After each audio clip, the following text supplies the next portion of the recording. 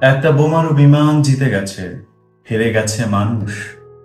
নিজের আবিষ্কারের কাছে হেরে যেতে কেমন লাগে মানুষ?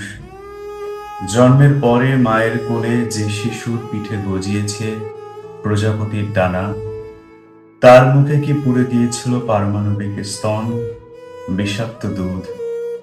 পাতালে গড়িয়ে যাওয়া মানুষ নিজের লজ্জা লুকোনোর জন্য নিশ্চয়ই কবরের নিচেও রয়েছে কবর।